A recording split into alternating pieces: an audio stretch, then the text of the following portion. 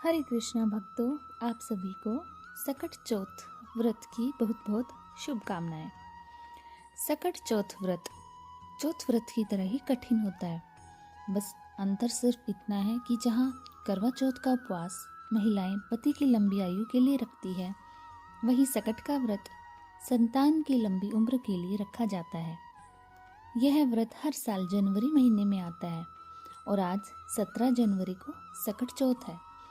इस व्रत में भगवान गणेश और चंद्रदेव की पूजा की जाती है और महिलाएं सुबह से लेकर रात तक भूखी प्यासी रहकर इस व्रत को रखती है तथा शाम के समय मुहूर्त में गणेश जी की पूजा के दौरान सकट की पावन कथा पढ़ी जाती है, जिसके बिना यह व्रत अधूरा है।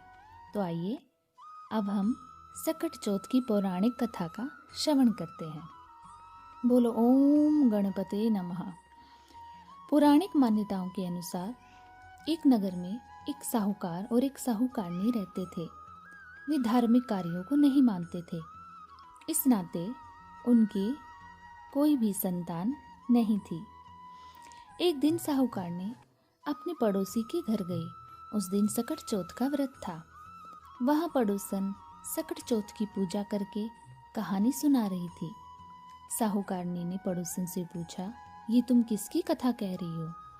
तब पड़ोसन ने कहा कि आज सकट चौथ का व्रत है, इस नाते कथा सुनी जा रही है। तब साहूकारनी बोली कि इस व्रत को करने से क्या होता है? तब पड़ोसन ने उसे बताया कि इसे करने से अन्न, धन, सुहाग और पुत्र रत्न की प्राप्ति होती है। फिर साहूकारनी ने पूछा, यदि मेरा गर्भ रह जाए तो मैं 1.25 सेर तिलकुटी करूंगी और चौथ माता का व्रत करूंगी। फिर वह बोली कि यदि मुझे लड़का हो जाए तो मैं 2.5 सेर तिलकुट करूंगी। कुछ दिन बाद उसे लड़का हो गया। इसके बाद साहूकारनी बोली कि हे चौथ भगवान, मेरे बेटे का विवाह हो जाए तो 5.25 सेर का तिलकुट करूंगी। कुछ वर्षों बाद उसके बेटे का विवाह हो गया और बेटा विवाह के लिए चल दिया, लेकिन उस साहूकारनी ने अब भी तिलकुट का व्रत नहीं किया। साहूकारनी की इस लापरवाही से चौथ देव क्रोधित हो गए और उन्होंने उसके बेटे को फेरों से उठाकर पीपल के पेड़ पर बिठा दिया। सभी वर को खोजने लगे पर वो नहीं मिला।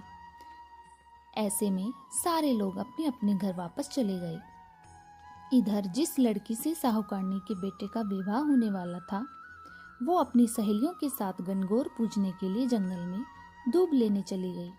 तभी उस लड़की को पीपल के पेड़ से आवाज आई, ओ मेरी अर्धब्याही। यह बात सुनकर जब लड़की घर आई तो उसके बाद से वे धीरे धीरे सूख कर काटा होने लगी। एक दिन लड़की की माँ ने उससे कहा कि मैं तुम्हें अच्छा भोजन खिलाती हूँ, अच्छा पहनाती हूँ, फिर भी तू सूख रही है, ऐसा क्यों हो रहा है? तब लड़की बोली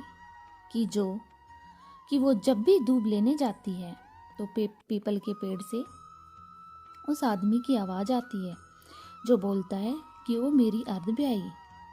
उस लड़की ने मेहंदी लगा रखी है और सेहरा भी बांध रखा है। जब उसकी माँ पीपल के पेड़ के पास गई और उसने देखा कि ये तो जमाई ही है, तब लड़की की माँ ने जमाई से कहा, यहाँ क्यों बैठे हैं? मेरी बेटी तो तुमने अर्धब्याही कर दी और अब क्या करोगे? साहूकारनी का बेटा बोला, मेरी माँ ने चौथ का तिलकुट बोला था लेकिन उसने नहीं किया। इस तरह चौथ देवता ने नाराज होकर मुझे यहाँ बैठा दिया। ये सुनकर लड़की की माँ साहूकारनी के घर गई और उसने साहूकारनी से पूछा कि तुमने सकट चौथ का कुछ बोला था क्या? साहूकारनी बोली, हाँ, मैंने तिलकुट बोला था। उसके बाद साहूकारनी बोली, मेरा बेटा घर आ जाए तो मैं 2.5 मन का तिलकुट करूंगी। इससे श्री गणेश भगवान संतुष्ट हुए और उसके बेटे को फेरों में लाकर बैठा दिया। इस तरह से साहूकारनी के बेटे का विवाह धूमधाम से हो गया। जब साहूकारनी का बेटा और बहू घर आ गए तब साहूकारनी ने 2.5 मन तिलकुट किया और बोली, हे चौथ देव, आपकी कृपा से ही मेरा बेटा सकुशल बहू लेकर घर आया है, जिससे मैं हमेशा तिलकुट करके भली विधि से व्रत करूंगी। इस तरह तिलकुट व्रत धीरे धीरे लोकप्रिय हो गया। हे सकट चौथ, जिस तरह आपने साहूकारनी को बेटे बहू से मिलवाया, खुशहाल रखा, उसी तरह हमें भी स्मृत रखना और इस कथा को कहने व सुनने वाले पर अपनी कृपा करना।